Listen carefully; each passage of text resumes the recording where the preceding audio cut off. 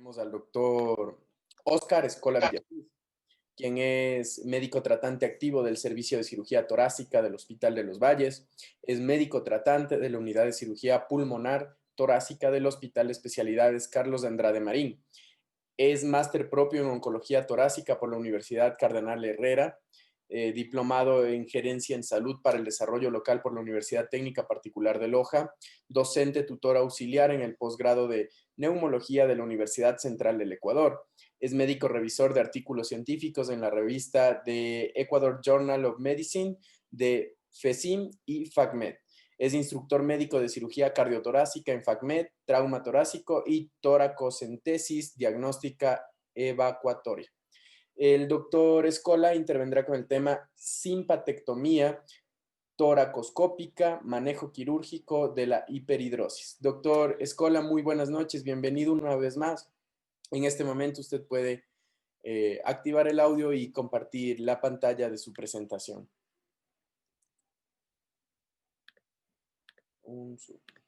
Listo. Ahora sí, Doc, puede habilitar. Muchas gracias. Buenas noches con todos.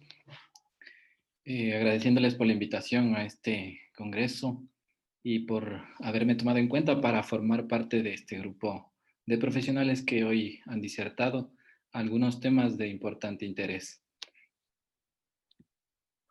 Bueno, a continuación les voy a dar a compartir mi pantalla y vamos a empezar con un tema de poca relevancia para cierto tipo de especialidades, pero de gran relevancia para quienes realmente son los portadores de este tipo de patología, y tiene que ver mucho con el tema del sudor excesivo. El sudor excesivo en el argot médico es conocido como hiperhidrosis. La noche de hoy vamos a debatir un poco este tema que tiene relación con la simpatectomía toracoscópica, que consiste en el procedimiento quirúrgico que los cirujanos cardiotorácicos llevamos a cabo para poder tratar la hiperhidrosis. Es así que en el día a día nosotros nos encontramos frente a una importante evaluación de este tipo de patología, no desde 2, 3, 10 años, 20 años de atrás, sino ya tiene más de un siglo. Y como podemos ver en la siguiente tabla, nosotros analizamos un poco la historia de la hiperhidrosis y su tratamiento. Y empezamos más o menos por el año de 1850, en el cual Uriah Heep, mencionado por Charles Dickens en su novela, describió ya la hiperhidrosis palmar severa, ¿sí?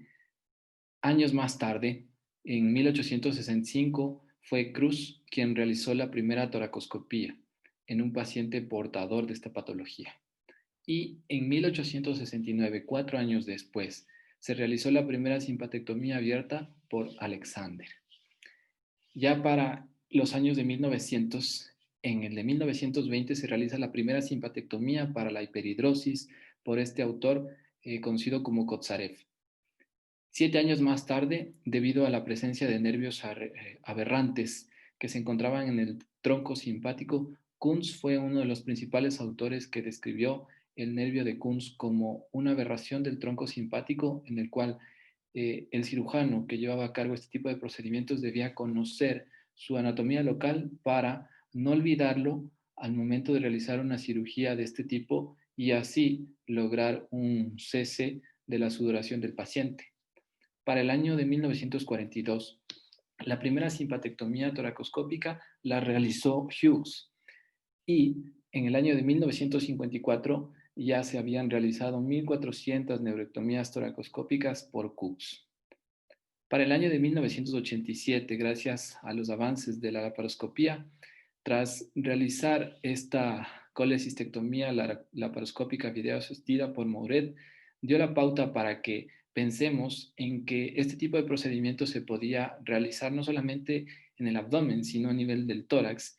Y en 1992 se realiza la primera simpatectomía videotoracoscópica asistida por Chandler.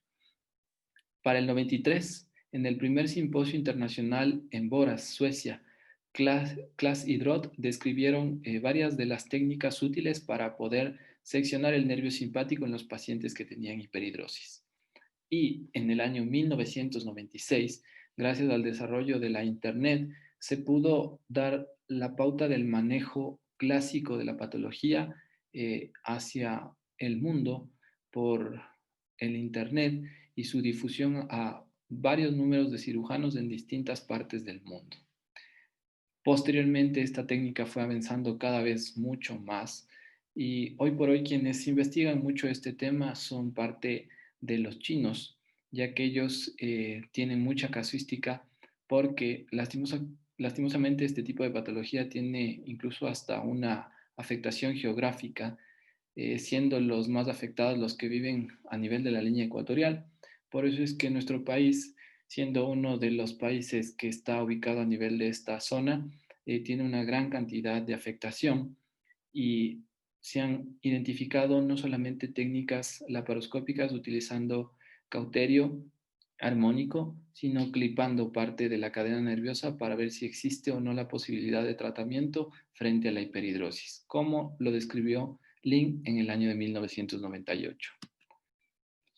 Ahora, si vamos al término de hiperhidrosis, ¿qué es lo que significa tener hiperhidrosis? Pues tener hiperhidrosis tiene que ver con la sudoración excesiva en respuesta a un importante estímulo emocional o a una respuesta calórica más allá de los requerimientos fisiológicos para nuestro cuerpo. Un complemento asociado a esta definición se encuentra dado porque también hay que tomar en cuenta el lugar en el que se encuentra el paciente debido a severas condiciones psicológicas, sociales y que evidentemente le dan una discapacidad ocupacional muchas de las veces.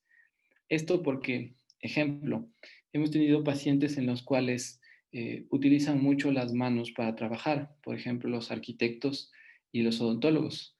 Este tipo de afectación en este tipo de pacientes, con este tipo de profesiones, evidentemente causa un severo trastorno en el trabajo y no pueden realizar las actividades, ya que en muchos de ellos, si hay sudor palmar o en las manos y este es excesivo, pues mancharán las hojas o no podrán trabajar con instrumentos como los odontólogos, en los que realmente es una discapacidad total para realizar sus actividades.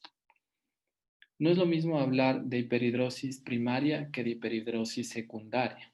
Si nosotros nos enfocamos en el tratamiento de la hiperhidrosis secundaria, estaremos hablando que esta es causada por un sinnúmero de patologías, las cuales pueden estar envueltas dentro de las siguientes categorías.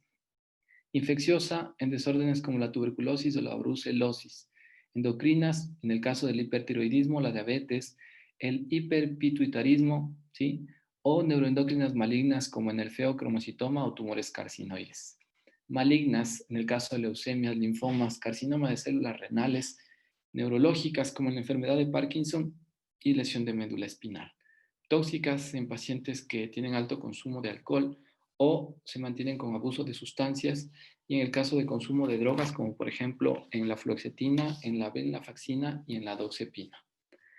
Entonces es importante definir si verdaderamente un paciente es portador de un tipo de hiperhidrosis primaria o secundaria, porque la que tiene opción de tratamiento quirúrgico y beneficio para el paciente es realmente la primaria.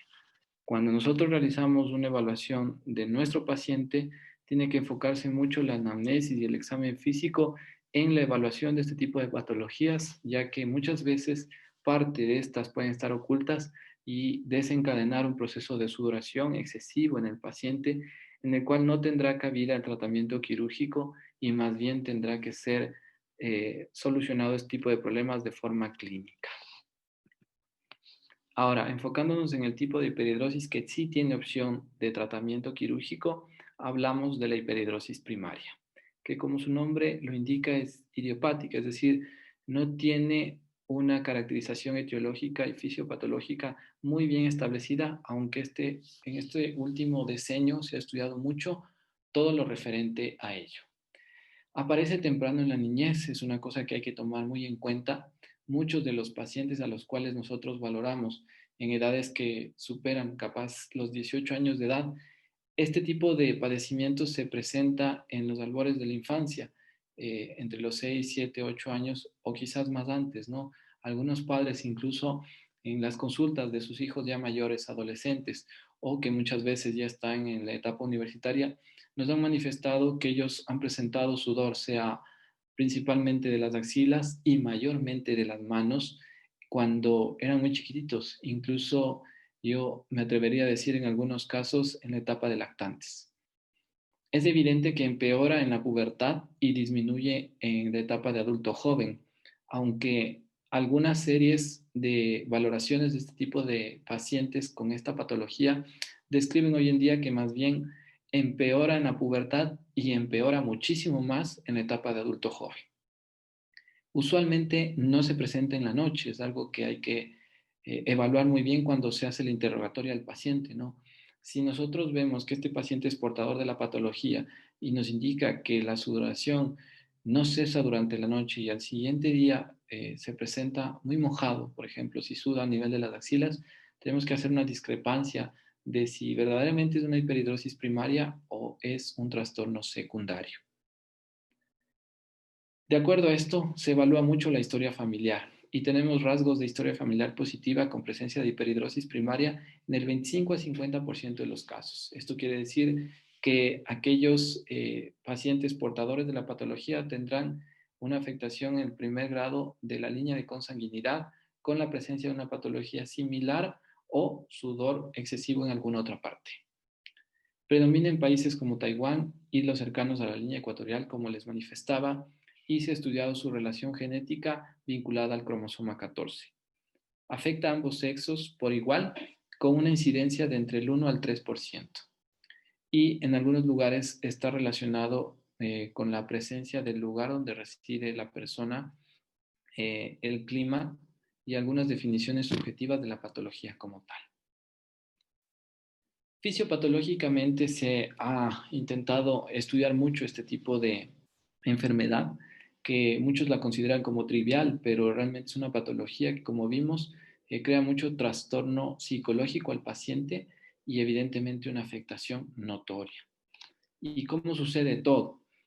En sistema nervioso central, pues nosotros tenemos un centro que prácticamente es el que controla todo el tema de la sudoración térmica y emocional. Todo esto está ligado a importantes neurotransmisores. En este caso, uno de ellos importantísimo es el de acetilcolina, en el cual, pues cuando está hiperactivado o existe una gran producción de este neurotransmisor, tenemos que entender que las glándulas sudoríparas que nosotros tenemos en las zonas más importantes de nuestro cuerpo están presentes entre 1.5 a 4 millones. Tan solo en las palmas tenemos 700 de estas glándulas por centímetro cuadrado. En la espalda y cabeza 64 y hasta 180 por centímetro cuadrado cada una. Y producen o pueden llegar a presentar sudor entre 0.5 a 10 ml por minuto.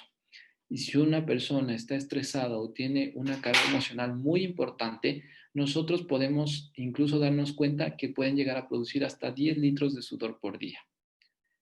Y muchas veces solo el 5% de estas glándulas están activas. Ojo con esto. Si nosotros estamos sometidos a una carga de estrés, como les indicaba, que realmente es importante, muchas de las glándulas que producen este sudor, por ejemplo, las apócrinas en las axilas y las écrinas en las manos y pies, pueden llegar a estar tan hiperestimuladas que generan el trastorno de hiperhidrosis o sudor excesivo. De acuerdo a esto, se han elaborado las perspectivas fisiopatológicas con los tratamientos no quirúrgicos y quirúrgicos que se pueden dar. Las ofertas terapéuticas son varias y, por ejemplo, en esta gráfica nosotros podemos analizar un poco del tema. Si nosotros analizamos un poco de la glándula sudorípara écrina a nivel, por ejemplo, de las manos y pies, existen tratamientos no quirúrgicos en este caso que empiezan desde los albores de esta glándula, ¿sí? En donde, como podemos ver en esta imagen, podemos utilizar antitranspirantes que pueden estar desarrollados en base a cloruro de aluminio o cuando deseamos atacar la glándula neta como tal y no su conexión hacia la piel, porque esta es la conexión hacia la piel y esta es la glándula asentada básicamente en el tejido, si utilizamos o intentamos dar cese al problema de la sudoración, tan solo con la afectación de la glándula a la piel podemos utilizar diferentes tipos de tratamientos, por ejemplo, láser o láser enfocado directamente al estímulo en la zona que al paciente más le molesta, por ejemplo, en las axilas es muy común que se presente esto. O si de verdad estos tipos de tratamientos no sirven y deseamos avanzar un poco, podemos utilizar receptores que prácticamente están presentes en medicamentos que se pueden dar a los pacientes y que bloquean el estímulo de los neurotransmisores, en este caso de la acetilcolina, hacia la glándula sudorípara endocrina, ¿sí? En algunos tipos de tratamientos que suelen presentarse de forma tópica, existen anticolinérgicos que pueden usarse y medicamentos tópicos, pero si finalmente nosotros no logramos tener una resolución del problema mediante, por ejemplo, los antitranspirantes, mediante la utilización de láser, por ejemplo, por los dermatólogos, no se dé con tratamientos tópicos, no se dé con anticolinérgicos sistémicos y queremos avanzar en el tratamiento y bloquear definitivamente la presencia de este neurotransmisor.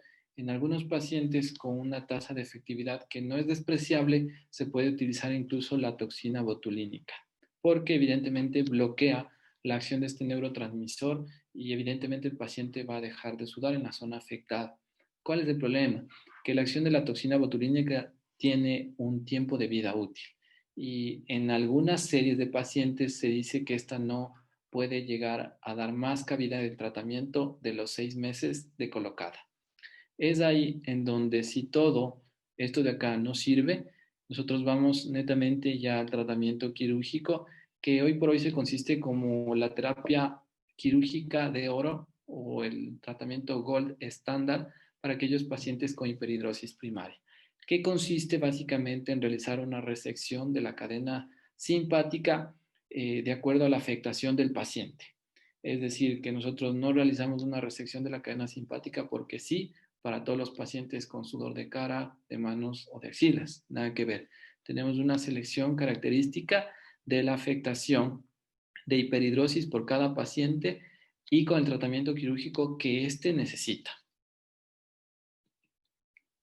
Enfocándonos en el tratamiento no quirúrgico un poquito antes de pasar a la parte quirúrgica, ¿cuáles son los más comunes? Los antitranspirantes, como les manifestaba, en base a cloruro de aluminio al 20% en etanol, otros que tienen tetracloro de aluminio al 6.25%, que se encuentran, si alguna vez ustedes van al supermercado, fíjense en, por ejemplo, el Rexona Clinical y vean la base con la que está hecho este tipo de desodorante y se van a dar cuenta que tiene cloruro de aluminio. Otros agentes, como por ejemplo los anticolinérgicos, como el glicopirrolato o la oxibutinina, que ojo tiene efectos adversos bastante notorios y no se puede usar así de forma indiscriminada, porque esos efectos adversos son bastante severos, sobre todo si se llegan a presentar en pacientes jóvenes. Así que una de las opciones de manejo o dentro de los de primera línea de manejo no están siempre de entrada los anticolinérgicos, ¿no? Por los efectos indeseables. Beta bloqueantes o benzodiazepinas también forman parte de la línea de tratamientos, pero hay que seleccionar muy bien al paciente y por lo general no es algo que yo le recomiendo mucho. Procedimientos están aquellos que pueden realizar los médicos dermatólogos u otros que se dedican a tratar básicamente el tema de hiperhidrosis, como por ejemplo la iontoforesis, aplicar, como les manifestaba, la toxina botulínica, que por lo general, en este caso la MioBlock, durará de 3 a 4 meses. Pero existe otro tipo de toxina en el mercado que puede durar hasta máximo 6 meses. Algunos pacientes, a pesar de que se han aplicado la toxina botulínica y que sí hemos tenido algunos casos, y personalmente he tenido un poco de pacientes que han utilizado la toxina, en algunos pues me han llegado a comentar que la utilización de la misma les ha servido hasta por un año, pero son contados casos, ¿no? Sin embargo, una vez terminado el efecto de la misma, el proceso de sudoración continúa y en otros llega a ser incluso hasta más severo tras aplicarse la toxina. Enfocándonos en el meollo del asunto y correspondiente ya a la parte del tratamiento quirúrgico, nosotros vamos a empezar analizando un poco la anatomía del tronco simpático. Entonces aquí estamos mostrándoles una lámina que tiene que ver con la región torácica del lado izquierdo. Esta zona de aquí pues corresponde al pericardio, el corazón está por detrás de este en su envoltura característica, pues la zona nerviosa local, ¿sí? Nosotros tenemos en este lado la aorta torácica descendente y enfocándonos ya a la parte de la caja torácica, nosotros podemos darnos cuenta siempre que esta cadena simpática transita o está delimitada a nivel de la unión de la costilla con la lámina de la vértebra que se encuentra a continuación, correspondiente a la vértebra torácica, obviamente, y podemos aquí nosotros dibujar toda esta cadena nerviosa simpática que discurre de forma vertical por la caja torácica. ¿Qué es lo importante de esto? Que nosotros analizamos la presencia de los ganglios de esta cadena simpática, ¿sí? Y su continuación con la fibra nerviosa delimitada hasta el siguiente ganglio, y así de forma sucesiva. A partir de esta cadena nerviosa simpática, que es la que está implícita en el tema de la sudoración excesiva y que es la que nosotros vamos a tratar de forma quirúrgica, también existen terminales nerviosas que discurren hacia la parte inferior de cada paquete vasculo nervioso intercostal y como nosotros podemos darnos cuenta, esto siempre transita secundario a la costilla sucedánea, ¿no? Entonces, tenemos que darnos cuenta de la cadena simpática en su integridad para no cometer errores y dejar de cortar o resecar parte de la cadena que está implícita en el tema de la sudoración, evidentemente, y que al no seccionarla de la forma adecuada por el nivel de afectación que presenta nuestro paciente, podemos cometer un error importante y provocar o dar lugar a que este paciente tenga un episodio de sudoración compensatoria, es decir, sudoración en otra parte del cuerpo, o simplemente que no se controle el sudor que nosotros estamos intentando controlar en nuestro paciente. Como por ejemplo en este caso, nosotros podemos apreciar aquí esta cadena simpática, pero vemos que tiene un ramo accesorio colateral que es importante tomar en cuenta al momento de la cirugía para seccionarlo. Esta cadena nerviosa pues prácticamente viene, como les manifestaba en la valoración fisiopatológica, del sistema nervioso central y como nosotros podemos ver, esta tiene una conexión básica con el ganglio, su fibra, el ganglio que se encuentra por debajo de la misma y la conexión con el nervio intercostal de la costilla en la cual nosotros estamos trabajando, ¿sí? Si nosotros consideramos básicamente esta relación anatómico-funcional, vamos a tener muy claro el panorama quirúrgico para realizar un procedimiento quirúrgico ideal, ¿sí? ¿Qué es lo que visualizamos intraoperatoriamente? Por ejemplo, ya yéndonos hacia la parte netamente quirúrgica y de visualización de esta cadena, tanto en el lado derecho como en el lado izquierdo del tórax. Entonces, en la lámina A, que constituye a la cadena simpática torácica del lado derecho, nosotros podemos darnos cuenta que esta cadena, como podemos visualizar aquí, se encuentra a nivel de la unión de la costilla con la lámina de la vértebra torácica y siempre su trayecto anatómico es a nivel de esta zona, ¿sí? Es muy difícil que nosotros podemos visualizar en algunos casos la primera costilla, salvo que los pacientes sean muy delgaditos, se puede visualizar la primera costilla por esta zona y lo que corresponde al R significa rib, que es la terminología en inglés de la costilla y lastimosamente, como les decía, es muy difícil apreciar la primera costilla, pero sí, o la mayoría de las veces, se puede contar desde la segunda costilla, que si vamos a la terminología, esta correspondería a R2, que sería rib 2, segunda costilla, R3, rib 3, R4, rib 4, cuatro costillas, cuarta costilla, perdón, y rib 5 o R5, quinta costilla. Entonces, si hacemos un análisis de la región anatómica ganglionar de esta cadena simpática, como les decía, el ganglio simpático T2 estaría ubicado entre R2 y R3, como ven en este círculo, a nivel de esta zona, y el ganglio T3 estaría ubicado entre R3 y T4, ¿sí? Entonces, las T significa la presencia del ganglio de la cadena simpática, ¿sí? Si nosotros, por ejemplo, vamos a realizar un tipo de cirugía en la que necesitamos controlar sudor palmar, tenemos que tener en cuenta el nivel de sección tanto por costilla como por el nivel ganglionar, ¿sí? Que no es para nada despreciable cuando queremos dar un nivel de satisfacción idóneo para nuestro paciente. En el lado izquierdo, por ejemplo, sí es cierto que molesta mucho pues la zona de la aorta torácica descendente, a veces con el callado visible, pero pues tenemos visible igual esta cadena simpática con la misma nomenclatura y denominación que en el lado derecho, ¿no?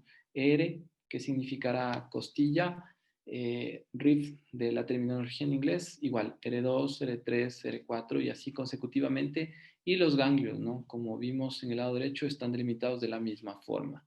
Siempre hay variantes anatómicas de la cadena simpática y es importante cuando nosotros vamos a hacer una simpatectomía, que es resecar toda esta cadena nerviosa simpática desde la zona más alta a la zona más baja, considerar que este tipo de cadena se saca íntegramente, mientras que varias situaciones se pueden dar en las cuales si no deseamos resecar toda la cadena simpática, se puede hacer una simpaticotomía, es decir, una resección de la cadena nerviosa simpática a un solo nivel, sin resecarla toda íntegramente, ¿sí?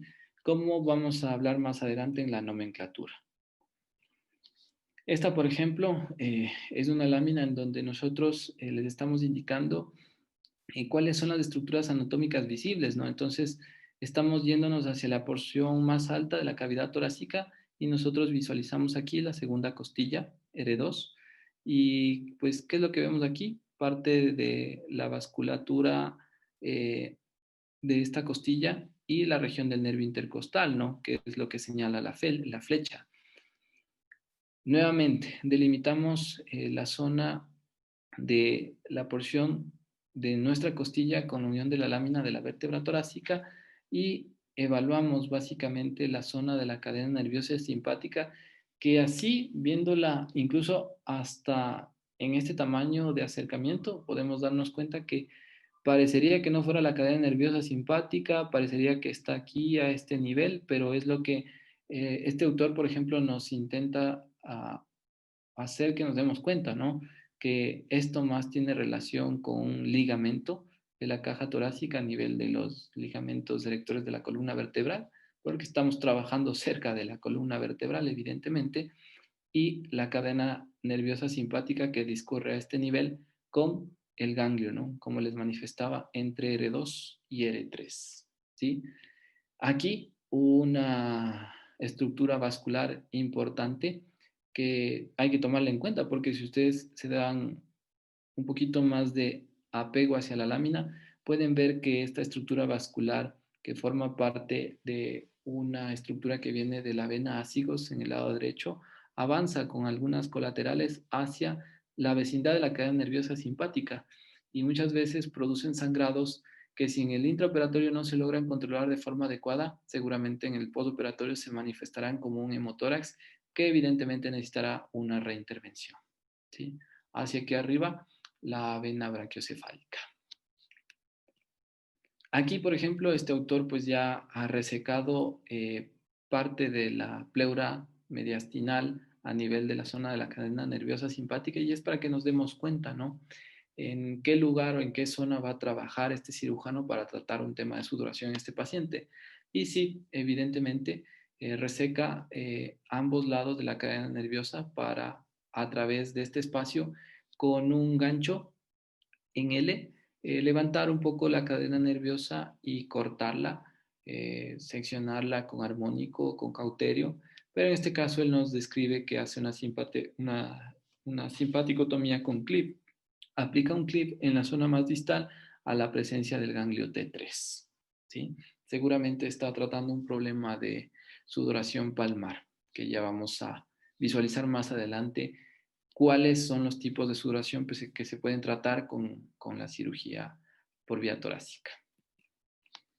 El nervio anatómico y sus efectos, ¿no? Entonces, siempre hay que entender cuál es el nivel que vamos a tratar, cuál es el órgano final y los efectos a los cuales estamos considerando dar tratamiento y el resultado del mismo, ¿sí?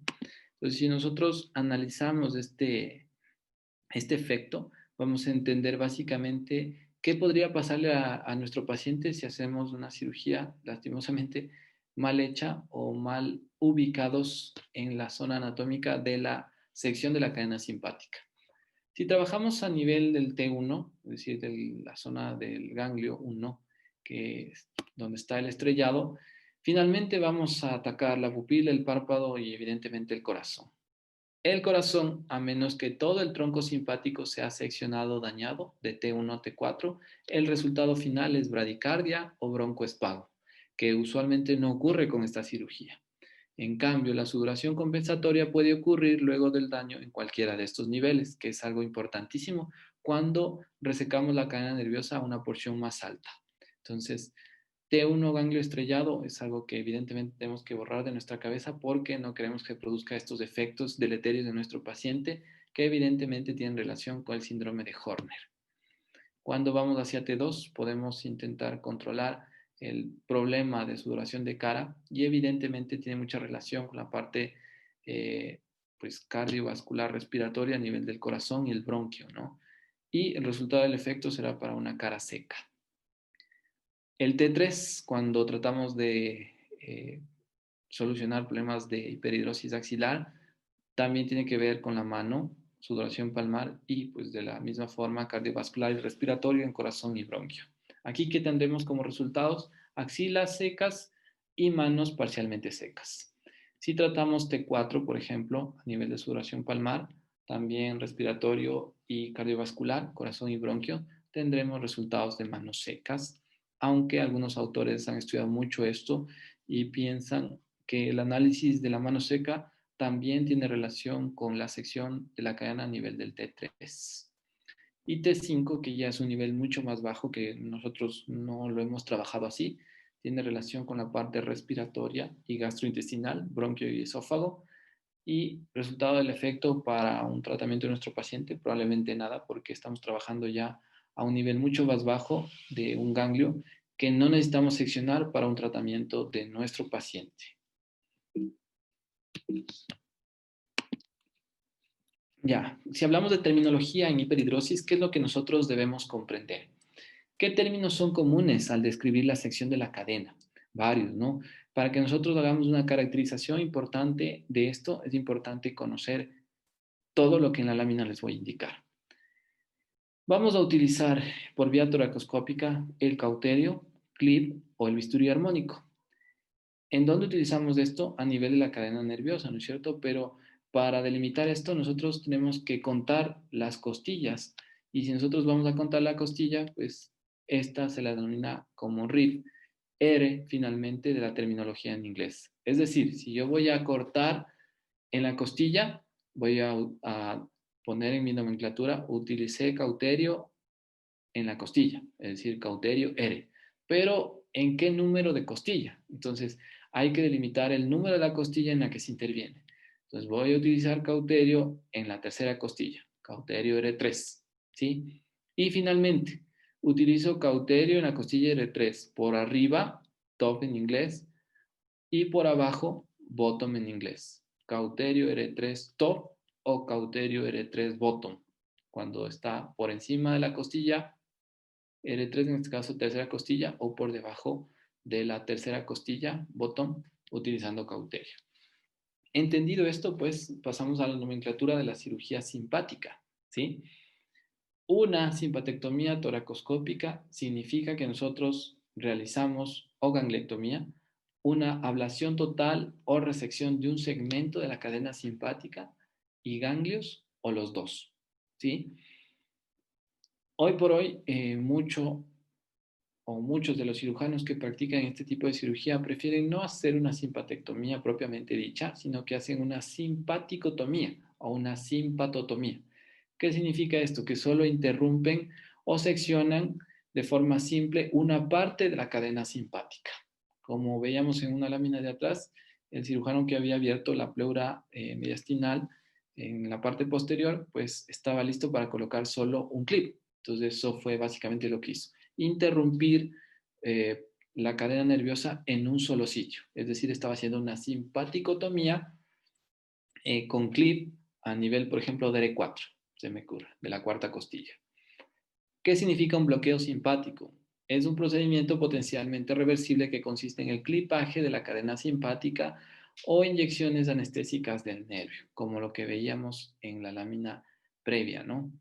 Y la simpatectomía selectiva cuando preservamos parte de la cadena simpática con ramos. Como veíamos en la lámina de la anatomía, al hablar del tratamiento quirúrgico, nosotros hablamos de que existen ramos colaterales de la cadena nerviosa que tienen que ser evaluados, ¿no?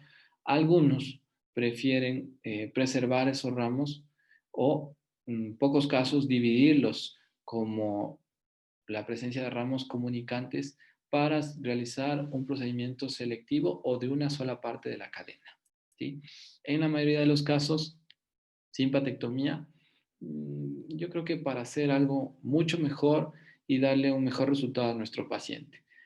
Y simpaticotomía para también lograr un buen resultado a nuestro paciente, pero pues hay muchos cirujanos que están en contra de este tipo de procedimiento, pero no hemos encontrado hasta ahora un análisis fijo de que los pacientes con simpatectomía o simpaticotomía tengan diferencias en cuanto a los resultados de la cirugía de hiperhidrosis y efectos adversos que de verdad tengan relación con una reintervención, por ejemplo. Y un estudio así cabría o valdría la pena, sobre todo en nuestro medio, para definir si realmente lo que necesita un paciente es cortar una parte del nervio o reseccionarlo de forma total. Esto es clave, ¿sí? Cuando nosotros valoramos un paciente con hiperhidrosis, tenemos que seleccionar el candidato idóneo o el electivo para este tipo de procedimiento porque no todos pueden realizarse la cirugía. Y al decir no todos, estamos hablando de aquellos pacientes que a veces tienen un índice de masa corporal importante o que vienen, por ejemplo, a nuestra consulta y son obesos o son gorditos, tienen sobrepeso. Este tipo de pacientes, por el gran cúmulo de tejido adiposo en su organismo, evidentemente van a tener que trabajar mucho más, tan solo incluso para poder cambiarse de ropa y generan más gasto de ATP. Y esto evidentemente va a traducir en mayor descarga de elementos que generan estrés y el neurotransmisor de la acetilcolina va a trabajar el doble, el triple de lo que trabaja usualmente y aumentará la descarga de sudor en la glándula en donde tenga más sudor nuestro paciente. De acuerdo a esto, el candidato ideal será aquel que tenga una afectación de la sintomatología sudor en su vida general, que le genere un trastorno evidentemente social en el trabajo, en los estudios o en cualquier tipo de actividad en la que éste se desenvuelva. Para esto es importante elaborar un test de severidad de hiperhidrosis o en el momento de la consulta realizar cierto tipo de preguntas, que básicamente son 10, para nosotros entender si de verdad esto al paciente le crea una molestia muy importante o tan solo es un problema leve o es un problema moderado y que podría en algunos casos esperar o a lo mejor tenga una relación no netamente con una hiperhidrosis primaria, sino esté asociada a otra patología secundaria, como veíamos en una tabla previamente, y que no esté tipificado dentro del paciente como un candidato idóneo para operarle. Si nosotros vamos a este tipo de test de severidad de hiperhidrosis, ¿qué es lo que nosotros hacemos para elegir nuestro candidato idóneo? Hacerle 10 preguntas básicas que están influidas en estas y que nos van a dar un grado de disturbio o de afectación para seleccionar a nuestro paciente y ver si encasilla o no dentro de aquel que necesita una verdadera cirugía. Entonces, cuando nosotros le preguntamos a nuestro paciente, todas estas 10 consultas lo tipificaremos dentro de si es una afectación que no le influye, si es leve, moderada, severa o realmente es intolerable. Entonces, la primera pregunta tiene que ver con tomar o coger artículos o mientras está trabajando. Entonces, nuestro paciente en esta tablita nos indicará pues si el sudor es moderado o si la presencia del mismo es severo o intolerable, ninguno leve. Con personas en público, en actividades profesionales, haciendo trabajos o estudiando, esto sería trabajo de campo, por ejemplo, en ambientes cerrados o calientes, realizando deportes o alguna actividad recreativa con la familia. Si ha sentido nerviosismo o ansiedad con este tipo de patología, avergonzado o avergonzada en la vida personal, y si ha sentido depresión por esto, relacionado, por ejemplo, en que a veces muchos pacientes se aíslan socialmente y prefieren, por ejemplo, no asistir a eventos sociales. Bueno, ahora por el tema COVID es súper difícil esto, ¿no? Pero anteriormente, muchos pacientes, por ejemplo, prefieren no asistir a eventos como, por ejemplo, el cine, el teatro, porque en el momento que se dan cuenta que los ven sudar, pues se crea un trastorno mucho más exagerado y se aíslan, prefieren no salir a ningún lado por el tema de que sean juzgados. Si nosotros, después de analizar estas 10 consultas, evaluamos los grados de disturbio de nuestro paciente, veremos si este índice de severidad de afectación de hiperhidrosis tiene relación con un puntaje menor a 20, la cirugía evidentemente no es recomendada. Muy probablemente tenga algún trastorno que no está tipificado dentro del problema de hiperhidrosis primaria, o sea, secundaria. Cuando los pacientes tienen entre 20 y 40 puntos, son buenos candidatos para cirugía. Y cuando tienen más de 40 puntos, la posibilidad de que un paciente esté muy aprensivo o nervioso es alta y que seguramente después de operado, por seleccionar este candidato mal elegido realmente, nos dé continuamente severos dolores de cabeza como cirujanos cuando lo hemos operado porque a lo mejor esa no era la alternativa para este tipo de pacientes y necesitaba tal vez una valoración psicológica o psiquiátrica. Si hemos evaluado a nuestro paciente según este test de severidad, tenemos que considerar, como les decía, el índice de masa corporal, que tiene relación con candidatos que realmente pueden beneficiarse de la cirugía, que son aquellos que tienen un índice de masa de menos 28 kilogramos por metro cuadrado.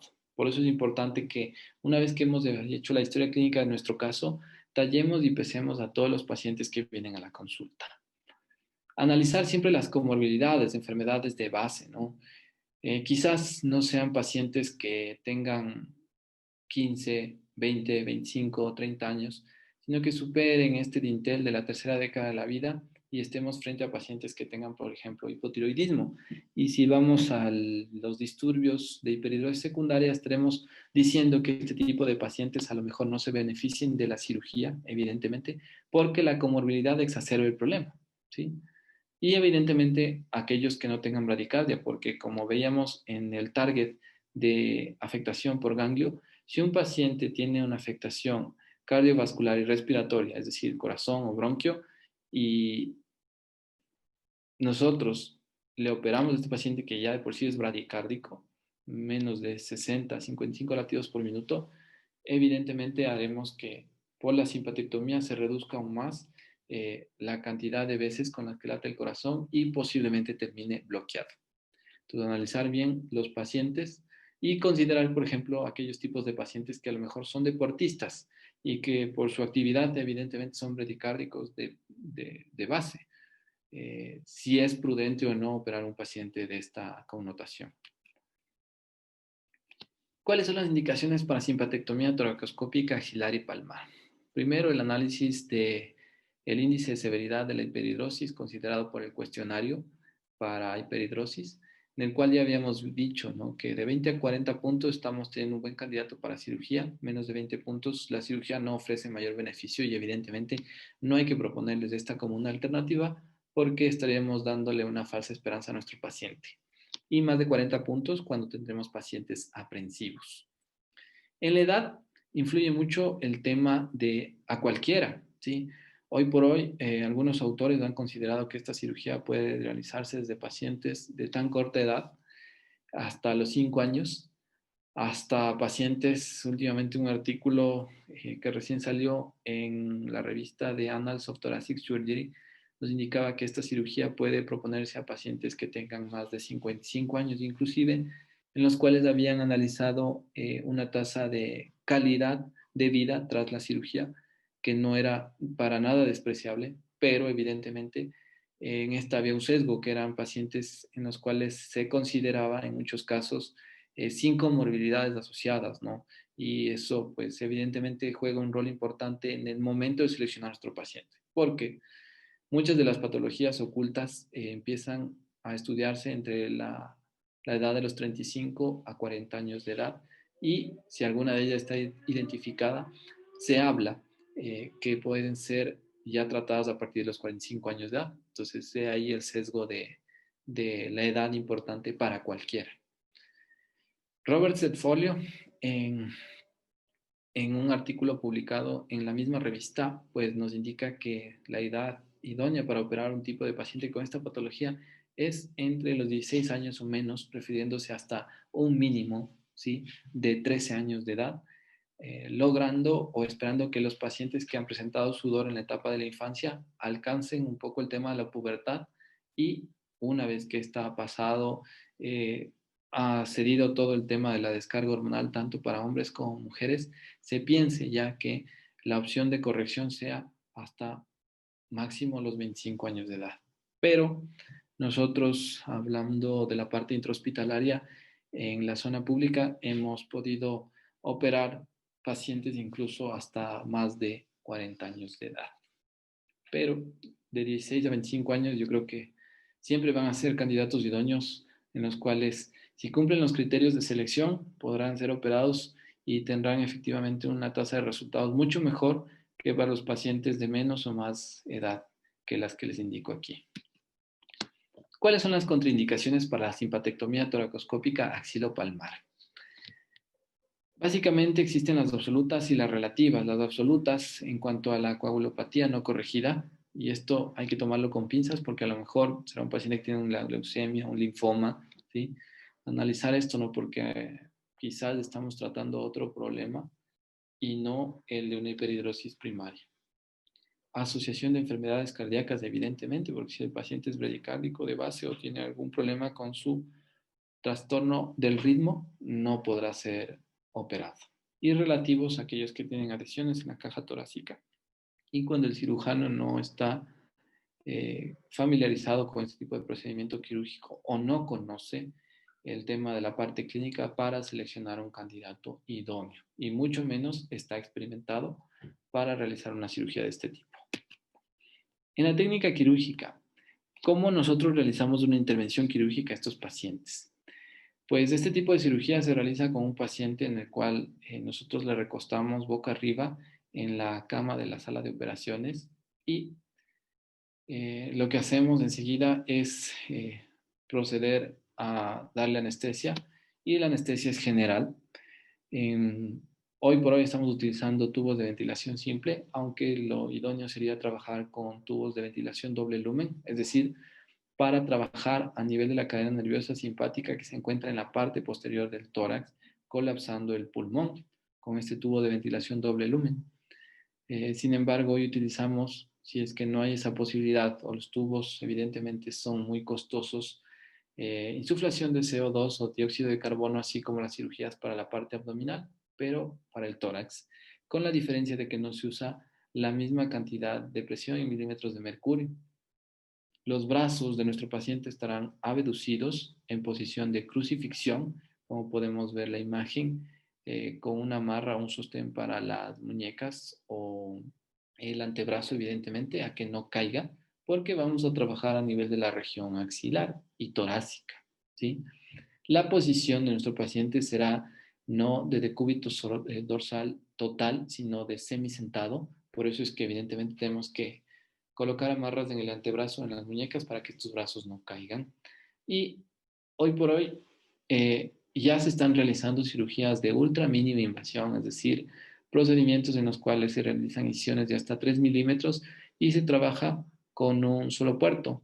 Se introduce una cámara que tiene asociado un puerto de trabajo, y a través de la misma nosotros podemos ver y trabajar con el cauterio o bisturí armónico para seccionar la cadena nerviosa de nuestro paciente, ¿sí?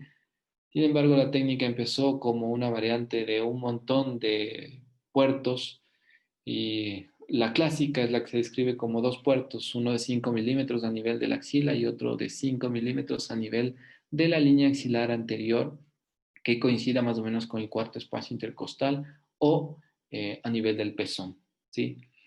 Nosotros en la parte pública y privada les diría también que estamos utilizando eh, un procedimiento ya mucho más estético que incluye realizar, si no tenemos la factibilidad de tener un lente de laparoscopía, en este caso de toracoscopía con puerto de trabajo, con dos puertos, pero a nivel de los pliegues de la axila, sin hacer que hagamos incisiones a niveles más bajos de la zona torácica, como por ejemplo en esta imagen. Es decir, trabajaremos a nivel únicamente de la zona axilar. Sin problemas, no hemos tenido lesiones de ningún tipo, ni vasculares, ni nerviosas que tengan relación con el plexo, el ramas del plexo braquial, por ejemplo, y nuestros pacientes han tenido una buena evolución.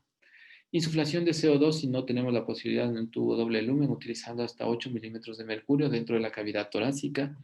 Finalmente, bloqueamos el nervio, cauterizándolo, quemándolo, cortándolo, poniéndole un clip. Y finalmente evacuamos el neumotórax creado con una sonda que puede ser Nelaton. Y en pocos casos será, o en rarísimos casos, porque ya es muy poco la presencia de un drenaje después de una cirugía de este tipo. Sin embargo, si es que tenemos una fístula y no logramos, o al final de la cirugía no alcanzamos a que el pulmón se expanda de forma completa o íntegra, será necesario dejar la misma, tal vez ya no con una campana torácica, sino con pequeños reservorios con los cuales el paciente o la paciente se pueden ir a la casa y después de un control por la consulta a los 3 días se podrá retirar el mismo si la radiografía de control es buena y la ventilación con la saturación de nuestro paciente es óptima. Existen variedades en la técnica y bueno, aquí los médicos cirujanos de tórax chinos son los que más elaboración de técnicas o variedades tienen en este sentido. Y ellos, por ejemplo, han utilizado variantes en las cuales al paciente para mayor comodidad le colocan el decúbito prono, mejoran la capacidad de exposición colocando unos mollucos debajo de la zona torácica, un sostén para la cabeza y, por ejemplo, a través de esta pequeña sonda introducen el dióxido de carbono para el paciente y trabajan directamente en la zona involucrada, aunque parece un poco difícil, ¿no? Por la posición del paciente porque la cadena nerviosa está ubicada hacia la parte del tórax posterior. Pero todo se estudia, todo se hace, todo se intenta validar para dar cabida a diferentes opciones para cada cirujano. Los tipos de hiperhidrosis que se pueden corregir básicamente son la palmar, la axilar, la craneofacial, la plantar mucho menos porque es algo que realmente nosotros no realizamos ni en la parte pública ni en la parte privada porque resulta ser un tratamiento que hoy por hoy se realiza más a nivel de la zona abdominal y es algo que, de acuerdo a la especialidad, no lo manejamos de esa forma, primero porque no tiene cabida y segundo porque la zona plantar muchas veces está vinculada al sudor palmar en los pacientes. Tienen una asociación muy característica entre la palmar y la plantar y muy poco con la axilar y plantar, ¿sí? En algunos pacientes, cuando se controla el sudor de las palmas de las manos, según algunos autores, se logra reducir hasta un 5 o 10% el sudor plantar. Sin embargo, es algo que en pocos da cabida para el tratamiento desde la zona torácica y eso hay que explicarles desde el inicio en la consulta cuando la queja es por ambos tipos de sudoración. Si vamos a la hiperhidrosis palmar, pues nosotros intentaremos corregir de acuerdo a la sección de la costilla a nivel de R3 o R4 cuando deseamos dejar las manos completamente secas, teniendo en cuenta que existe un mayor riesgo de sudoración compensatoria. ¿Qué es esto? Hacer que el paciente después de una cirugía, si se controla el sudor de las manos, sude en una zona distinta a la de la corregida. Por ejemplo, le controlé el sudor de las manos y empezó a sudar 2 meses, 3 meses o 4, no sé, después de la cirugía en el tórax anterior, por ejemplo. Eso significa que el paciente presentó una sudoración distinta a la corregida, sudoración compensatoria. R4 sola a otros autores, en las cuales tendremos pacientes con manos algo húmedas luego de la cirugía. Sin embargo, existe una evidente disminución del riesgo de la sudoración compensatoria. Esto quiere decir que a un nivel más alto de trabajo en la caja torácica, más riesgo de sudoración compensatoria. A un nivel más bajo de corrección, menos riesgo de sudoración compensatoria. El nivel, pues al cual se trabaja, si hablamos de la parte ganglionar, este 4T5 cuando estamos hablando de este autor, Lin, ¿sí? No así cuando trabajamos a nivel de la costilla, porque como hablábamos, tiene mucha relación con el tercer ganglio. En algunos, el segundo ganglio, pero cuando se intenta corregir, por ejemplo, algo de sudor craneofacial. Aquí, por ejemplo, tenemos un autor que describe la corrección de sudor palmar. Entonces, él lo que hace es una resección a nivel de R4, ¿sí? Y nada más. Cosa que crea mucho la duda porque básicamente no está haciendo nada más que una resección parcial de la cadena nerviosa simpática y es más selectiva y no realiza verdaderamente una simpaticotomía simpatectomía, perdón, en este paciente, que es aislar el ganglio de forma completa. Este autor, por ejemplo, Andrade, intenta corregir el tema de sudoración palmar realizando una simpaticotomía a nivel de R3 solamente, ¿sí? Y a nivel de R4. Aquí, evidentemente, diríamos que es más categórico el tratamiento porque al realizar este tipo de cirugía, ¿qué estaría haciendo? R3 se aplica cauterio top por encima del ganglio y R4 bottom. Entonces aquí sí aislaría completamente el tercer ganglio y daría más cabida para el tratamiento de sudor palmar. Y este último autor, pues él dice que a él le ha ido muy bien seccionando el cuarto ganglio. Nos queda mucho la duda, muchos autores también analizan este tema. Todavía hay mucha disyuntiva entre qué es útil para qué tipo de sudoración, ¿no? Pero nosotros, como vimos en la primera lámina, R3 y R4 sirve mucho para tratar el sudor palmar. Para hiperhidrosis axilar, en cambio, nosotros tratamos R4 y podría utilizarse solamente esta sección, pero, por ejemplo, nosotros hacemos R4 y R5, es decir, trabajamos a nivel de la cuarta y quinta costilla para hiperhidrosis axilopalmar, axilopalmo plantar o una axilar pura, ¿sí? Es decir, que si vamos a tratar el problema de axilas en nuestro paciente, realizaremos R4 top y R5 bottom para aislar el cuarto ganglio, ¿sí? Andrade pues hace evidentemente algo muy parecido, R4 top y R5 bottom, aislando el cuarto ganglio. Y este autor pues dice que se va mucho más abajo, tiene una diferente caracterización de la patología, ¿no? Y él prefiere ablacionar el quinto ganglio. Diferentes autores, diferentes técnicas, diferentes resultados. Para hiperhidrosis craneofacial, es decir, el sudor de la cabeza y de la cara, muchos autores prefieren utilizar solamente R3 y es la más sugerida para craneofacial y así evitar la sudoración compensatoria por lo que habíamos conversado previamente. Pero la mayoría lo que prefiere es hacer R2 y R3. Sirve, pero aumenta el riesgo del síndrome de Horner. Y aumenta más en el lado izquierdo porque muchas veces el ganglio estrellado en este lado está un poco más abajo de lo anatómicamente descrito. R2 sola sirve, pero para los casos de rubor facial, sin embargo, aumenta el riesgo del síndrome de Horner. Eso hay que tener mucho cuidado. En cambio, para la hiperhidrosis plantar, sí, la asociación es muy común con sudoración palmar y menos frecuente con sudor axilar. Sin embargo, el problema puede manifestarse como un sudor importante de pies, con colonización por hongos y un mal olor de pies. Esto puede presentarse en aquellos pacientes que ya tienen mucho tiempo el sudor palmo plantar, raro que sea plantar solo, siempre es la mayoría de las veces asociado a manos, ¿sí? Pero si no se han tratado previamente el sudor que más aqueja, que verdaderamente es el palmar, seguramente esto avanzará hasta la colonización por hongos.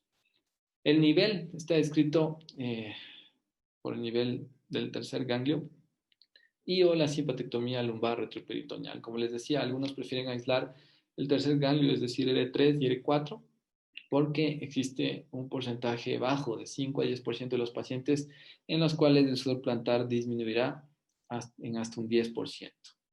No completamente, y eso es algo que siempre hay que explicarles. Si se presenta como palmo plantar, se reduce hasta en un 58%. Sin embargo, se debe considerar la simpatectomía de forma lumbar, que es algo que nosotros no realizamos, perdón, porque sería ya más un trabajo a nivel abdominal. ¿Cuáles son las complicaciones derivadas de una corrección quirúrgica de este tipo? Gran variedad. Las menos comunes son la hiperhidrosis compensatoria, el síndrome de Horner, la bradicardia, paresia y parestesias. Las más comunes, presencia de neumotórax, quilotórax, hemotórax, el enfisema subcutáneo hasta en el 1% por cada una de ellas. Y la hiperhidrosis recurrente que puede llegar hasta el 65% de pacientes. Dificultades técnicas, sí, varias.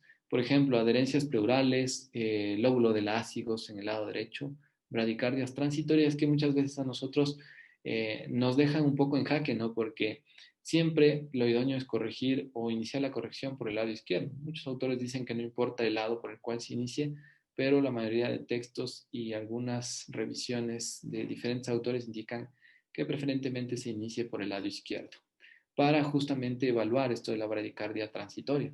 Si nuestro paciente tiene una frecuencia cardíaca de base, se me ocurre, de 72 latidos por minuto, y realizamos una corrección quirúrgica por el lado izquierdo y alcanzamos a visualizar en el monitor o el anestesiólogo nos indica que la frecuencia cardíaca bajó hasta 50 latidos por minuto, evidentemente debemos tener un compás de espera y visualizar si la sintomatología presora de nuestro paciente será lo suficientemente apta para cómo soportar la simpatectomía del lado derecho y así posteriormente ir y realizar en el lado derecho la simpatectomía. Caso contrario, si esta bradicardia persiste, lo idóneo es suspender el procedimiento quirúrgico y esperar hasta que el paciente se recupere, es decir, despertarlo, comunicarle esta dificultad realmente que no depende de la técnica empleada por el cirujano en muchas de las veces, sino en la fisiología de nuestro paciente y esperar a ver si es que tras algunos días o semanas, dependiendo de la condición del ritmo cardíaco de nuestro paciente, es posible realizar una simpatectomía completa con la del lado derecho. Si analizamos de las complicaciones de las menos comunes, pero que realmente constituyen un dolor de cabeza para el cirujano cuando ésta se presenta, nosotros podemos ver eh, que la hiperhidrosis compensatoria es una de ellas, ¿no? Entonces, ¿qué significa esto? Que esta tiene una tasa tan variable del 3 al 98%, es decir, que puede no presentarse y ser de tan alta presentación como de 10 en 9. Entonces, tenemos aquí que existe una población heterogénea de pacientes en los cuales se puede dar esto, diferentes procedimientos quirúrgicos o variedad de definiciones de la hiperhidrosis compensatoria. Esta puede ser leve, moderada o severa y está en relación al estrés que maneja nuestro paciente. Si no elegimos un buen candidato, muy seguramente la hiperhidrosis compensatoria será el dolor de cabeza del paciente y el tormento para el cirujano. Entonces, de ahí el tema de elegir categóricamente muy bien a nuestro caso. Saber indicar siempre al paciente este tipo de complicación, independientemente de cualquier tipo de hiperhidrosis, sea que tenga sudor de cara, axilas, manos, combinaciones o variantes de estas. Si alguna vez hemos realizado una cirugía y este tipo de hiperhidrosis compensatoria se ha presentado en nuestro caso, podemos utilizar medicamentos para intentar disminuir la presencia del sudor compensatorio, sobre todo cuando este es severo, ¿no?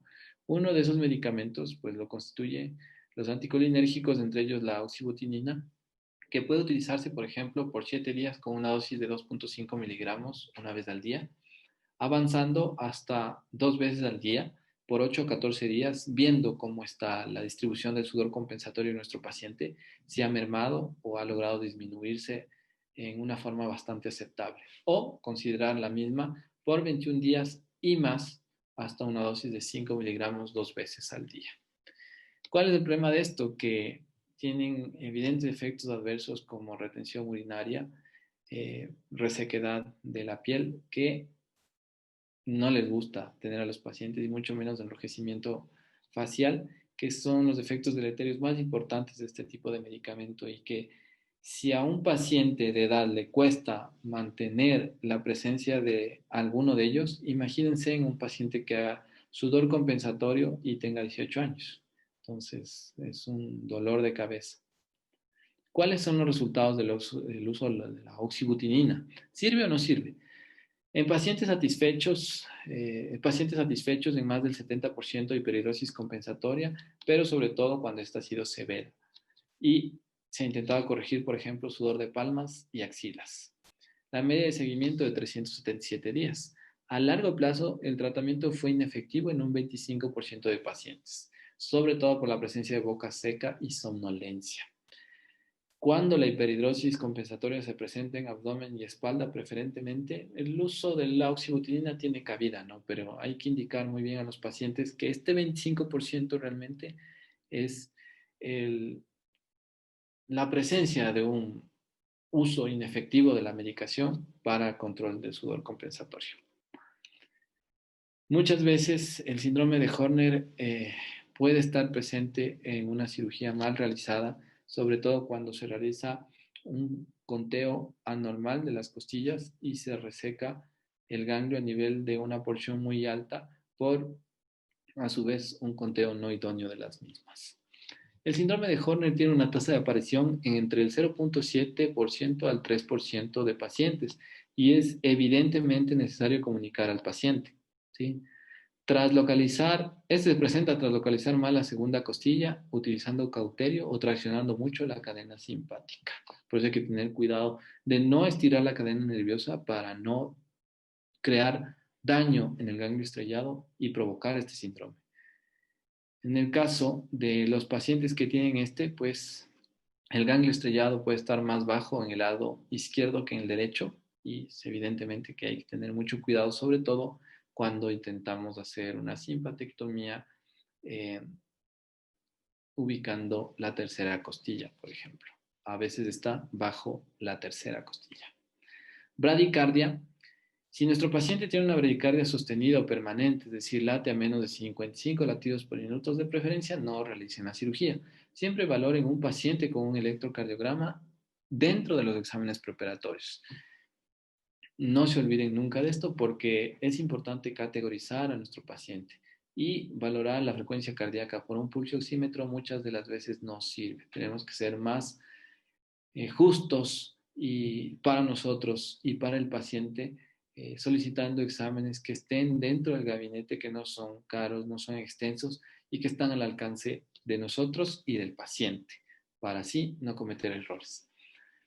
Evidentemente, de así requerirlo, tras la cirugía, si se llega a presentar bradicardia en un paciente que, por ejemplo, no la tenía, eh, se necesitaría un marcapaso temporal o definitivo. Y si el paciente tiene 15, 16, 17, 18 años, no querremos que esté a esta edad tan corta con este tipo de elementos dentro del cuerpo.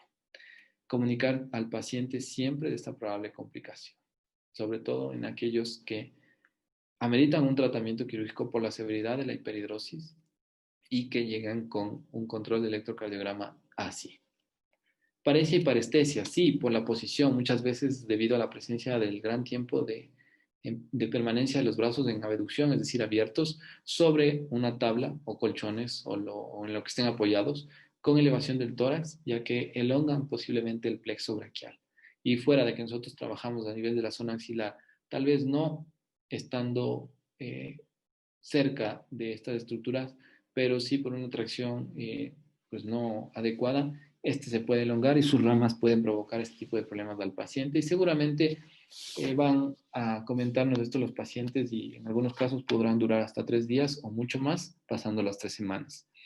Es muy raro que se prolonguen estas molestias por más del tiempo señalado, pero siempre necesitarán en algunos casos manejo analgésico y en algunos casos hasta rehabilitación. Entonces, tener cuidado de cuando se coloca al paciente en posición de crucifixión.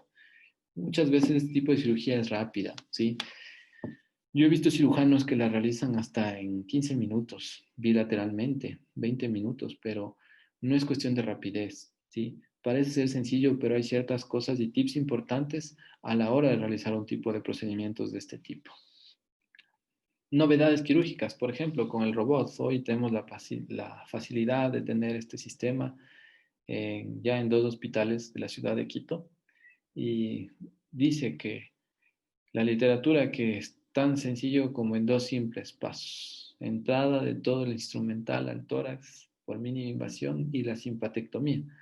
Pero nosotros vemos que aquí en esta gráfica tenemos más de un trocar colocado, hasta 3, con la disposición de la cámara. Entonces serían 4 puertos para nuestro paciente, para un procedimiento que si bien es cierto se puede hacer de forma mucho mejor, con una visión más centrada, evidentemente un zoom inalcanzable que con la toracoscopía, pero el tiempo quirúrgico es aquí lo que prima mucho. A lo mejor nos demoremos más con una simpatectomía por robot. Sin embargo, es algo que personalmente yo no lo he realizado, pero existe esto como una posibilidad e incluso forma parte de uno de los entrenamientos para los cirujanos torácicos en robot, empezar por simpatectomías. Las tasas de resultados y complicaciones, por ejemplo, con el uso del robot. En cuanto a género, 25 hombres y 30 mujeres con edades entre los 31 más o menos 10 años. Y los tipos palmar hasta 65%, axilar 13%, axilopalmar 7% de casos, con un índice de severidad de la hiperhidrosis entre los usuales, 20 y 40 puntos. La tasa de resultados tiene mucho que ver con la media de la cirugía, ¿no? Como ustedes pueden ver, son tiempos un poco más largos, más de una hora, 84.3 más o menos 10.1 minutos de forma bilateral. Un procedimiento que a lo mejor nos podemos demorar tranquilamente 30 minutos, 40 minutos. Aquí estamos duplicando el tiempo de trabajo y eso finalmente constituye tiempo y dinero para una institución, sea privada o pública. Complicaciones, se puede presentar igual, síndrome de Horner en el lado izquierdo.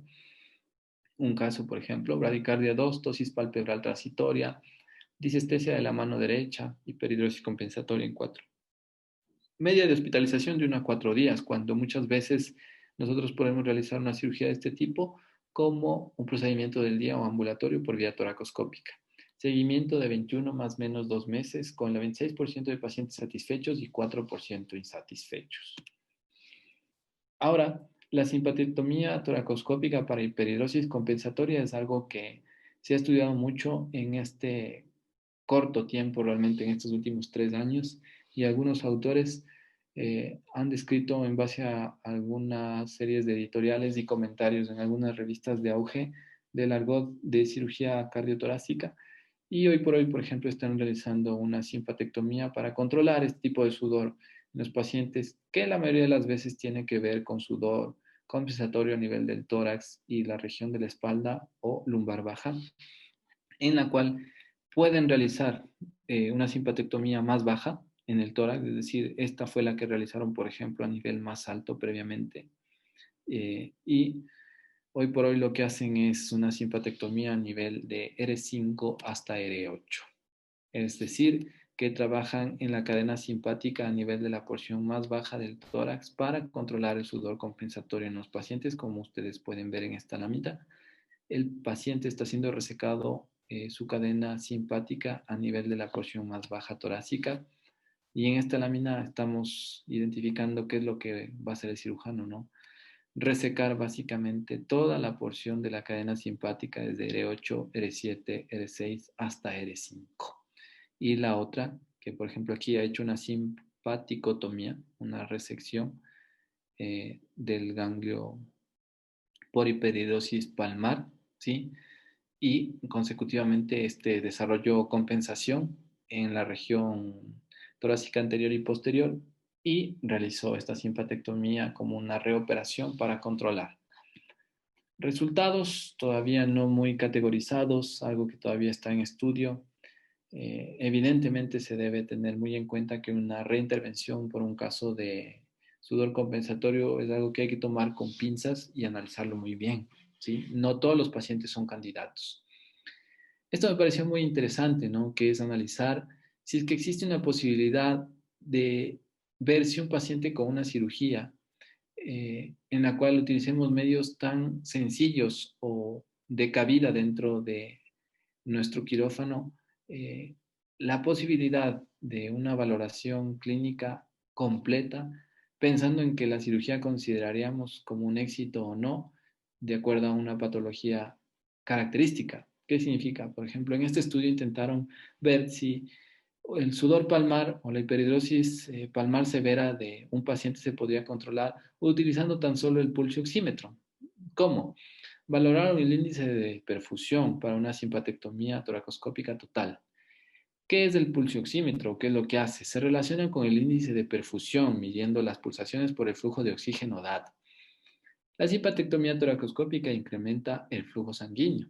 Entonces decidieron evaluar el índice de perfusión de la extremidad corregida, sudor palmar, en 100 pacientes con 0 casos y en otros 14 con 86, ipsilateral, como un predictor de una simpatectomía toracoscópica exitosa. Es decir, que esta era exitosa siempre y cuando se presente con un aumento del 50% del índice de perfusión en la extremidad corregida, con un buen intervalo de confianza y finalmente un estudio significativo con una P menor de 0.05. Entonces se dieron cuenta que al intentar realizar una simpatectomía, por ejemplo, del lado derecho, le colocaron el pulso oxímetro al paciente y se dieron cuenta que este índice de perfusión aumentó a casi la mitad de lo que entró el paciente y vieron que realizaron una simpatectomía toracoscópica por un sudor palmar de forma exitosa, porque luego hicieron un análisis de calidad de vida de este paciente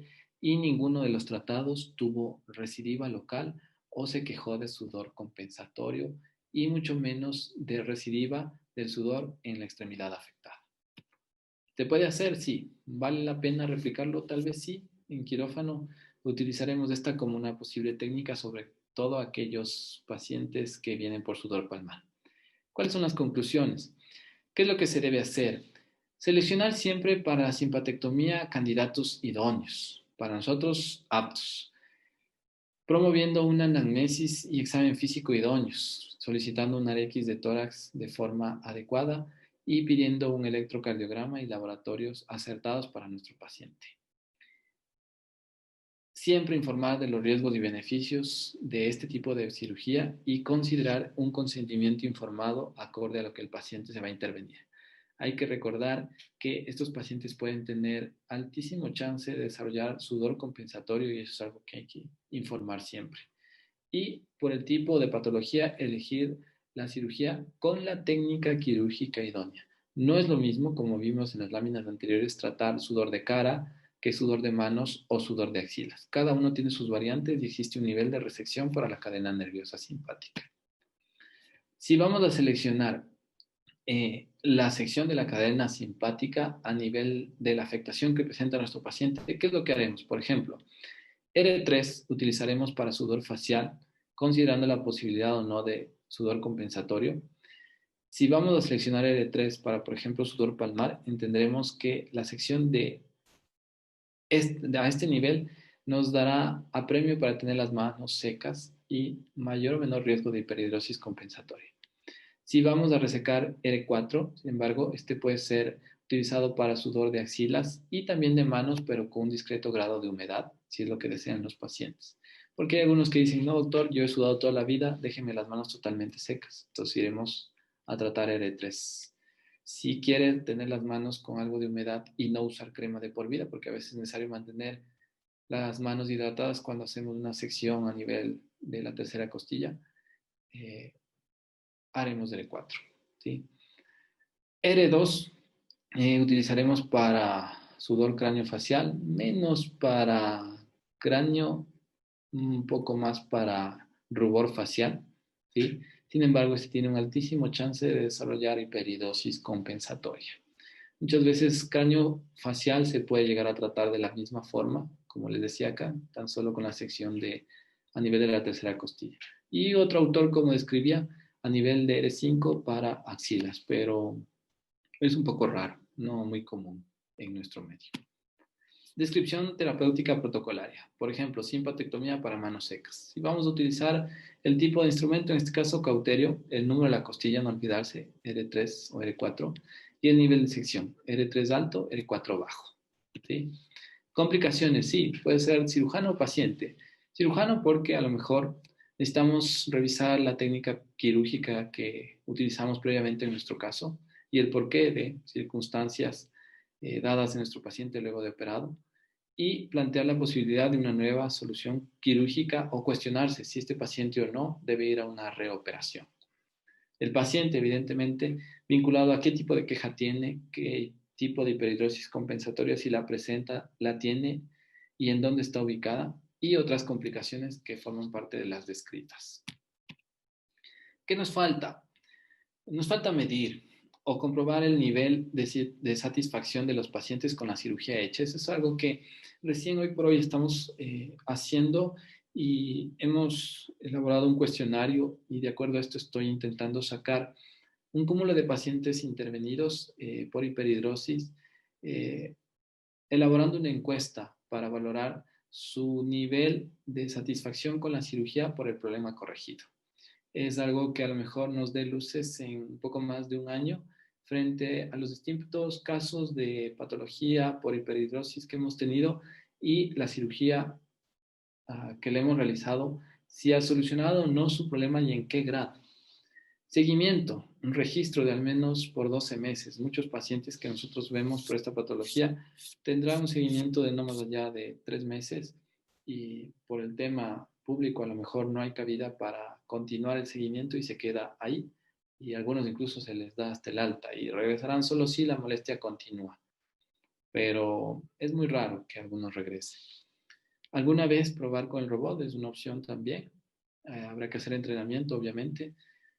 Y en simpatectomía toracoscópica por hiperhidrosis palmar, podemos medir el índice de perfusión y comprobar nuevas teorías, como las que les presentaba de este artículo previo.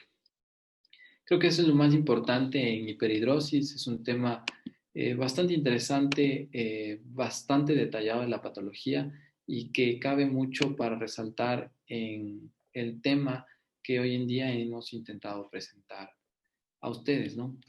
Muchas gracias por haber estado conmigo, tal vez hasta esta alta hora de la noche, pero evidentemente esto forma parte de una de las patologías que muchas veces no son tratadas idóneamente y son enviadas también de forma inadecuada hacia el cirujano pensando en que todo es cirugía.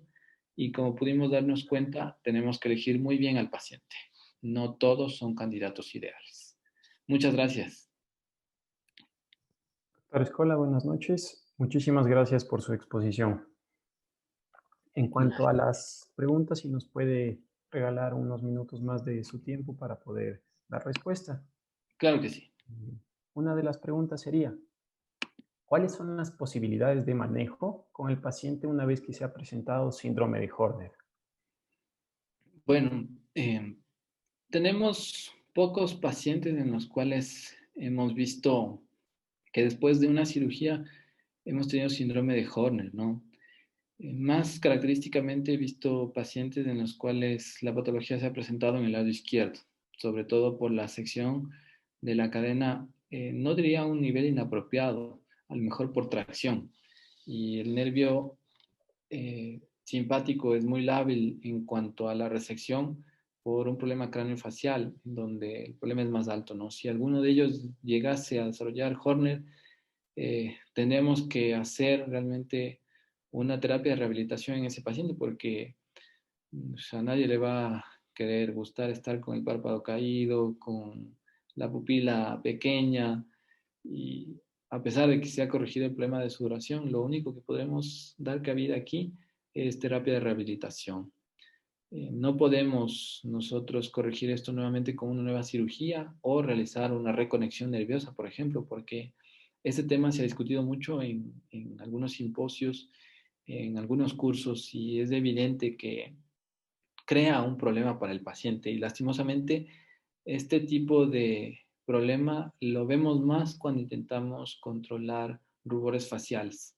Por eso, aquellos pacientes que buscan ayuda por rubor facial, sí hay que explicarles notoriamente que el síndrome de Horner es una patología que puede presentarse como una complicación de la resolución del rubor facial, ¿no? Entonces, tras de explicarles en qué consiste el rubor, en la corrección del rubor con la complicación del síndrome de Horner, indicándoles cuáles son las posibilidades de complicación, se asustan y prefieren muchas veces no tratarse, ¿sí? Y algunos desisten en el tratamiento quirúrgico. No a todos les ponemos esos peros porque hay algunos que evidentemente se arriesgan y van por la cirugía, pero finalmente si llegan a presentar síndrome de Horner, en 2 o 3 casos que hemos tenido, han ido a rehabilitación, más que nada motora, oculosensorial, con fisioterapistas calificados, ¿no? Pero el seguimiento de estos pacientes ya a largo plazo nos indica que muchas veces en una media de hasta un 40-45% se logra una recuperación parcial de la elevación del párpado, más no en el resto de pacientes, lastimosamente. Listo, doctor. Muchas gracias. Otra de las preguntas sería, una vez que se ha efectuado el procedimiento quirúrgico, ya la corrección, ¿a partir de qué momento se puede evidenciar ciertamente los resultados, la corrección de la hiperhidrosis? Ya, esa es una muy buena pregunta porque es siempre lo que el paciente busca, ¿no? Mire, dice, yo ya he usado desodorantes, he cambiado 3 veces de desodorantes, 10 veces de desodorantes, he ido donde un dermatólogo, donde otro, me han puesto finalmente Botox y no me ha servido. Entonces yo quiero saber qué tan efectivo es. Y el qué tan efectivo es, mire, ¿usted qué sudor tiene? Yo tengo sudor palmar, mire doctor, me chorrea la mano. El tratamiento quirúrgico por hiperhidrosis con simpatectomía toracoscópica se evidencia con un resultado definitivo y tan cerca cuando el paciente se despierta y se ve las manos y está seca. El tratamiento es inmediato. Una vez que hemos seccionado la cadena a nivel del problema que el paciente necesita que sea corregido, el tratamiento es inmediato. En ese momento deja de sudar en la zona afectada. ¿Sí? Es súper raro que el sudor continúe en la zona por más tiempo del visto, pero siempre se les explica a los pacientes, ¿no? Por ejemplo, cuando el sudor es axilar, por ejemplo, que el tema de la sudoración, si bien cierto, puede controlarse inmediatamente, pero existe una fase de rebote a los 15 días, entre los 13 a los 15 días. ¿En qué consiste eso? Que el cuerpo fisiológicamente intenta descargar el sudor en la zona que antes tenía. Si por ejemplo era axilas, quiere volver a sudar en las axilas. Y el paciente tiene la sensación de que va a sudar en las axilas o tiene una mínima cantidad de sudor, pero después se da cuenta, se pone la mano en la axila y ve que no suda. ¿Sí? Pero eso es más o menos entre ese lapso de tiempo. Después cede, pasa y definitivamente el tratamiento continúa. Pero en la mayoría de pacientes, yo diría en el 95%, al término de la cirugía, el paciente una vez despierto, tiene un poquito más de conciencia, libera un poco ya el anestésico, se topa las manos, se topa las axilas, la cara y se da cuenta que no suda. Salen felices, salen contentos realmente. Muchos salen agradecidos. Listo, doctor. Y una última pregunta. En el caso en el que se presenten parecias o parestesias, ¿cuáles son las opciones farmacológicas para hacer el manejo de estas molestias? Y en caso de que llegue a ser necesaria la rehabilitación, ¿por cuánto tiempo debería ser mantenida? Ya, bueno, ahí yo personalmente he tenido 2 casos, ¿sí? Un paciente joven de 16 años que terminó con un dolor en la zona de la cara interna del brazo del lado izquierdo y otro en la cara externa del brazo derecho, ¿no? Entonces, ahí sí puede tener bastante relación con la hiperabducción de los brazos, diría yo, y a veces durante la manipulación quirúrgica por el tiempo en el que se está trabajando, si es que hubo adherencias o hubo algún problema técnico durante la cirugía para lograr controlar el problema y nos demoramos más de la media, que son 30 minutos, eh, puede ser que estas parestesias continúen, pero eh, el que más me duró fue por allá unos 21 días y con tratamiento analgésico, un poco de rehabilitación motora, que básicamente es apertura de brazos, movilización con pelotas de goma de las manos y un poco de calor en algunas ondas de choque, ha ayudado mucho a controlar el problema. Y se ve que la analgesia constituye, yo diría, el 10% del tratamiento porque el otro es más terapia de rehabilitación, ¿no? Mejoran y no hemos tenido pacientes en los que existe una parestesia importantísima o le va a quedar así más de un mes, por ejemplo. No, súper raro y de todas formas, a pesar de que es una de las complicaciones menos comunes, cuando se presenta así es un poquito un dolor de cabeza para uno porque el paciente continúa a veces llamándole o va muchas veces a la consulta y le dice, mire doctor, todavía me molesta, siento que no puedo hacer más de lo que hacía antes, porque me hormiga el brazo, la mano, pero es pasajero. En ninguno hemos visto que ha superado más del mes la parestesia o la paresia, ¿no? Sí, aunque si fuera una paresia es transitoria, evidentemente, y en ningún caso de paresia hemos tenido, pero en los documentados en algunas series de casos y artículos se ve que con rehabilitación pueden llegar a superar el problema pasados los 3 meses si fuera una paresia transitoria, ¿no? En las definitivas, súper raro, a no ser que al trabajar en la zona axilar introduzcamos mal el trocar y lastimosamente topemos una rama del plexo braquial y el paciente quede con el brazo colgado. Eso nunca nos ha pasado, eso sí, para nada. Las parestesias sí. Perfecto, doctor. Esas serían las preguntas que se han realizado. Le Muchas agradezco gracias. infinitamente por su participación. Muchas gracias. Muy amables a todos.